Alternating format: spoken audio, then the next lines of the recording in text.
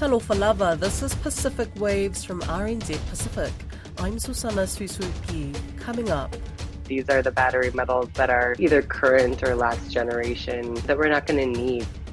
A new study shows there may be no financial gains from deep-sea mining. Also, for us senior MPs, we've got to be responsible for our younger sisters, our newer sisters. A new Pacific mentorship program launches for women in politics. And later, Moana Pasifika claimed their first victory in our sports talanoa.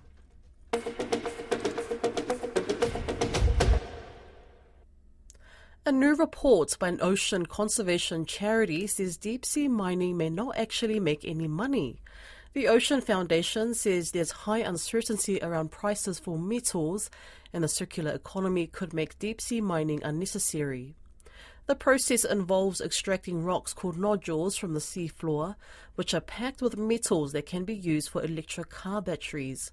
However, the Ocean Foundation says despite electric vehicle production increasing by 2,000% from 2016 to 2023, the price of cobalt, one of the main metals found in the nodules, has decreased. Caleb Fotheringham has more. One of the report's authors, Bobby Joe Dobush, says getting the nodules off the seafloor will be an expensive task. The financial modeling to date around seabed minerals has been criticized as being hyper-optimistic, kind of checking the best case scenario box at every turn. I think of it sometimes as a checklist in order for anyone to make money off of this, these 10 things would have to go right. Well, there's no guarantee any of these things would go right, and a lot of them seem to be going the other way. Ms. Dobush says car batteries are moving away from cobalt and nickel, both metals found in the nodules. Seabed mining hopes to bring up metals for what, miners would say is a green revolution or decarbonizing our economy, but these are the battery metals that are either current or last generation that we're not going to need if and when they could ever get to market. The report also argues recycled metals will be used to reduce the need for deep-sea mining. However, the metals company CEO Jared Barron, who hopes to start mining in the Clarion-Clipperton zone in the Pacific Ocean at the end of 2025, is confident money will be made.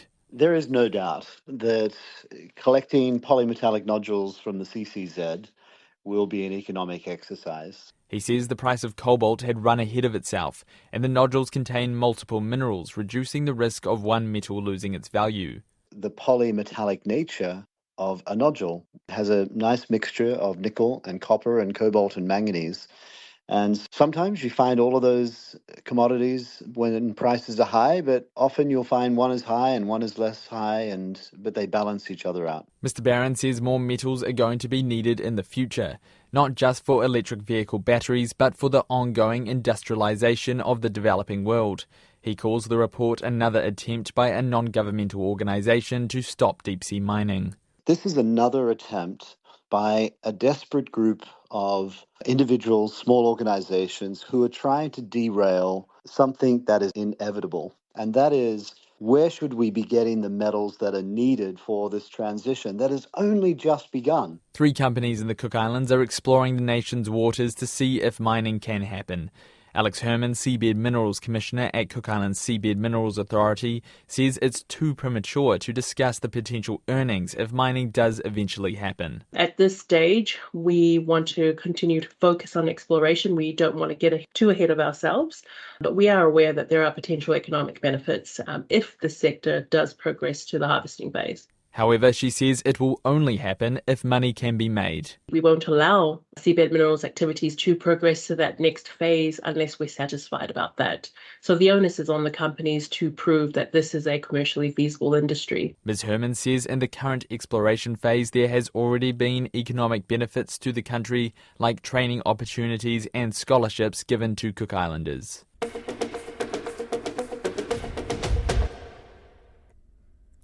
The European Union's ambassador to the Pacific is optimistic its development cooperation and trade agreements will help lift countries in the region in 2024 and beyond. Barbara Plinkett is based in Suva and responsible for 13 Pacific countries where the EU is represented. Koroi Hawkins spoke with Ms. Plinkett and the EU ambassador to New Zealand, Lawrence Meredith. Okay, I think I need to go back a little bit because we had a milestone moment in our relations with the Pacific in November last year, in November 23, when we signed together with the African, Caribbean and Pacific countries the Samoa Agreement, which is the EU's partnership agreement with a large number of countries. In total, European Union plus ACP countries, it covers 106 countries, and it was signed in the Pacific. So it's shown a spotlight on the Pacific, and it puts the Pacific in the center stage of this agreement, a very important large-scale multilateral agreement between the European Union and this large group. So this agreement now will be the umbrella for our relations with the Pacific. And the unique thing about this new agreement is that it has 3 protocols covering the relations with each of the 3 subregions, and one is the Pacific. So we have a Pacific protocol that covers the relations between the EU and the Pacific. Now, this year will be important to get this Pacific protocol up and running, to launch it, and to get the institutional framework for our relations with the Pacific up and running. So the priorities under the Samoa Agreement are very, very much aligned with the 2050 strategy for the Blue Pacific continent. Actually, we have devised it together with the Pacific, so we can be sure that this agreement really covers the priorities of the Pacific. It's also aligned with our overall Indo-Pacific strategy, the EU's Indo-Pacific strategy, which of course the Pacific is a main player. So when we zoom down now on the specific priorities for this year, like I said, making the Pacific Protocol of the Samoa Agreement a reality is one. Secondly, of course, we continue implementing our development cooperation in the Pacific. We are implementing a 7-year program of around 650 million euro, which cover 3 main priorities in the Pacific. One is climate change, another priority is economic development, and a third priority is human development, where we look specifically at the specific topics of gender and gender-based violence, which are big topics for the Pacific. So these are the 3 main topics of our development cooperation, and we will continue doing that. At the same time, I see a lot of potential also in expanding our cooperation in terms of economic relations, trade relations. We have a huge opportunity there. Just at the beginning of February, we reviewed our relations under the Economic Partnership Agreement, which we have with 4 Pacific countries, and there are 6 more countries. So in total, 10 will be covered by the Economic Partnership Agreement with the European Union, which gives quota and tariff-free access of Pacific products to the European Union. There's a huge potential there, not only in fisheries but also in other unique products of the Pacific to do more trade, and also for European companies to explore more opportunities in the Pacific. So this relationship is a priority. And lastly, what I'm also looking into is the more strategic relation with the Pacific in the field of security, non-traditional security, where we have some competencies that we can expand on, specifically in the area of cybersecurity, maritime security, and humanitarian assistance and disaster relief. Just going on that, you mentioned the Indo-Pacific strategy there. I might come to you, Lawrence. And we're seeing an increasingly polarized region in terms of the geopolitical competition. There's a lot of struggle for influence in the region, and more attention as a result. Where does the EU sit in this space? Well, thank you very much. I mean, first of all, I think the European Union and New Zealand are very much like-minded partners and have shared values, and I think that's why it's so important also, for example, to have Barbara's visit here, that these conversations between New Zealand and the European Union on the ever-growing importance of the geostrategic importance of the Pacific. But in that conversation, it's so important that the voices that stand up for shared values of democracy, rule of law, and respect for human rights come out really strongly. One of the things that we're watching and are a little bit concerned about is a few experts are talking about the language and the the actions being played out in the region are leaning towards a conflict kind of minded, just the rhetoric around militarization, a lot more war fighting exercises and emphasis on that. We've seen releases from people active in the region of doing more of these kind of exercises. In your discussions, in your talks about this, do you sense that there is that escalation, or is the talk still very much about cooperation and working together and coming, I guess, to a peaceful continuation of the Pacific region? Well, I had the pleasure and opportunity to have an introductory call with Deputy Prime Minister Peters recently, and very much the focus of that conversation was also on our joint engagement with the Pacific. And I would say the focus of that conversation, which reflects, I would argue, the overall focus that we have together with the Pacific, is, as Barbara said, it's very much on climate change, on economic development and these human development issues. Of course, it is true that both New Zealand and the European Union recognize the growing strategic importance of the Pacific. Naturally, security is part of that conversation, but I would say Barbara's been very clear that the priorities are climate change, economic development and human development.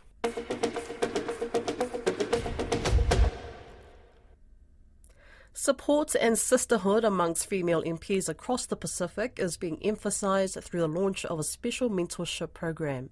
The initiative looks to partner experienced politicians with new incoming members to provide guidance in their political careers.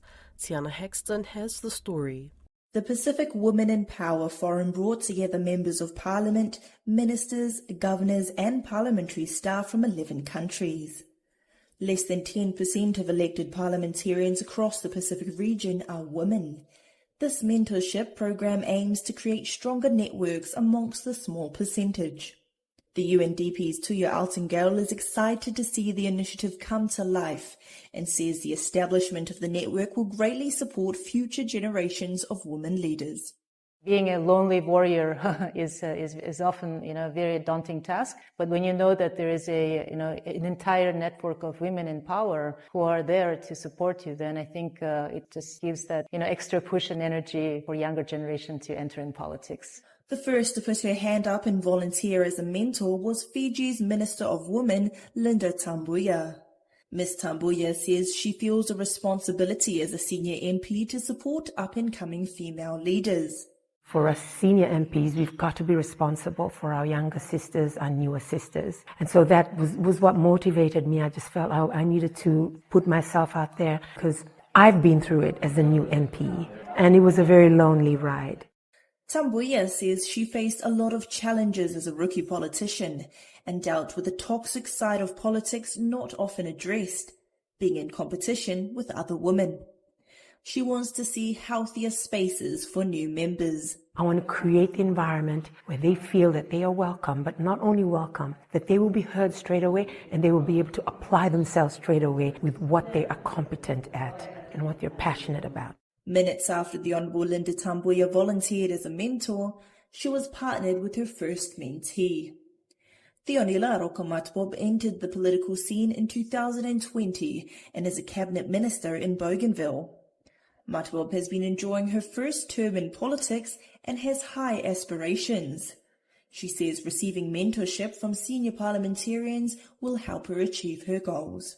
I really want to take politics as a career because of my dream to be at least the first Bougainville's female president when the region becomes independent. So a lot of mentoring needed in that space, and that's a great opportunity right here. Tambuya and Matbob are the first mentor-mentee pair of the new initiative, which also looks to include politicians in Australia and New Zealand.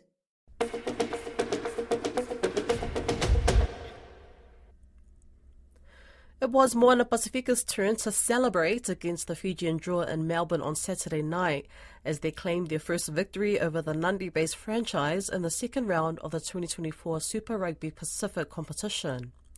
The Battle of the Pacific saw Moana Pasifika holding on with 13 players to beat the Fiji Drua 39-36. Our senior sports journalist Eliasa Tora joins me to give an update of sports results from around the Pacific. Bula Iliesa, Moana Pasifika and the Fijian Drua clashed in Melbourne on Saturday. How did that turn out? Yes, Moana Pasifika and Fijian Drua battled all the way through in their game on Saturday night in Melbourne. And Moana Pasifika celebrated at the end with a 39-36 close win over the Drua. It was also the first time ever that Moana Pasifika has been able to win against the Drua in the competition since 2022. In the end, Moana Pasifika were reduced to 13 men after winger Nigel R. Wong and Sekope Kepu were sent off the field. Kepu for 10 minutes with a yellow card, but he returned later on as Moana Pasifika hung on to their 39-22 lead 10 minutes from the end. The Fijian Drua came back hard with Peli Momo and Junior Ratuva scoring 2 late tries, bringing the scoreline to 39-36. So in the end, Moana Pasifika did enough to be able to record their first ever win against the Drua and stay in the top 10 on the points table at the end of round 2. The LA Sevens featured Fiji and Samoa. How did they perform? What were their results? Yes, Samoa ended up at number 9 at the end of the tournament this morning, beating New Zealand 12-5. But they were not able to win any of their pool matches, losing 31-12 to the United States of America, 28-18 to Australia, and then New Zealand 10-7 in pool play. But they were able to come back and win against New Zealand in the fight-off for 9th position. Fiji also disappointing in the end, and they were not able to go past the quarterfinal again. They lost to Argentina 26-21 to settle for 6th place. But in the quarterfinal, it was a big upset where Spain managed to beat Fiji 21-19 and go into the quarterfinal, their first ever quarterfinal. In their first ever semifinal in the World Rugby Series. Fiji also able to come through the pool game, beating Great Britain 15-12, Canada 14-0, and France 14-10. But unfortunately for them, they were not able to finish it off against Spain in the quarterfinal. The Fijian women's team also finished 11th after they earned their only win in the tournament with a 40-7 victory over Spain. They had earlier lost to Great Britain 17-12, 38-7 to New Zealand, and 19-7 to South Africa. They had earlier also lost their first ever their first pool game against Brazil, 12-5. So disappointing for the Pacific teams. They were not able to go past the quarterfinals in that competition. There's also been some reports that the Fiji Sevens team are wanting to sack their coach. Are you able to speak more about that? Yes, there's been calls for Coach Ben Gollings to either step down or be sacked by the Fiji Rugby Union. That call coming from former players. The Stone Writers Players Club put out a video 2 days ago that called for Ben Gollings to be sacked, and former Fiji captain Osea Kolinisau to be brought in as a coach leading up to the Olympics in late July. Fijian Prime Minister Sitiveni Rambuka and the Sports Minister Chese Saukuru had also raised their concerns with the media back in Fiji on Friday, and the Fiji Rugby Union says they will await Gollings' report before they make any decision. Just moving on, Oceania Rugby under-20 teams competed in Auckland on Saturday. Who won and what is the update on the competition so far? Well, Lakapi Samoa's under-20 team will now compete at the World Rugby under-20 trophy after they beat Tonga 40-14 in North Harbour on Saturday. That was a one-off qualification match as part of the Oceania Under-20s Rugby Championship as well. That is a great result for Samoa, who will be going back into their 5th World Rugby Under-20 trophy competition later in the year. Fiji also remains the only unbeaten team in the competition with a 48-19 win over Moana Pasifika, with Fiji having earlier beaten Tonga 39-25 in round one 1 week earlier. So the final matches will be held this week, and a lot of interest also on how that will turn out, with Tonga facing Moana Pasifika and Fiji against Samoa.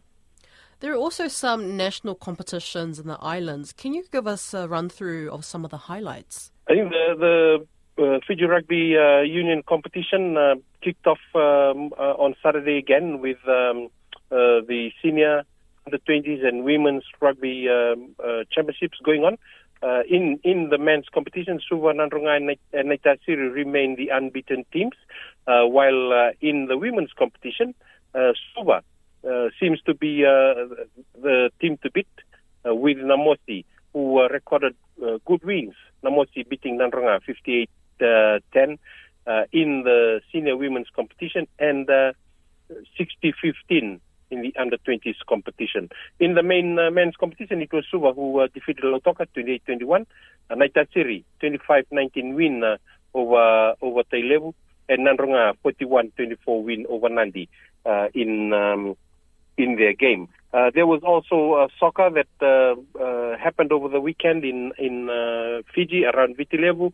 Suva holding Lambasa to 1-1 draw, with Rewa being the biggest winner on the day, beating Tailevu Naitasiri 5-1. We will continue to be reaching out to different sports associations across the region to be able to get results, and we are hoping that as we go along over the next few weeks, Pasifika Sporty will be able to include more results from across the region. That's Pacific Waves for today. To listen back, head over to rnzi.com/programs. We're also on Spotify, Apple and iHeartRadio. From myself and the RNZ Pacific team, so far, so far.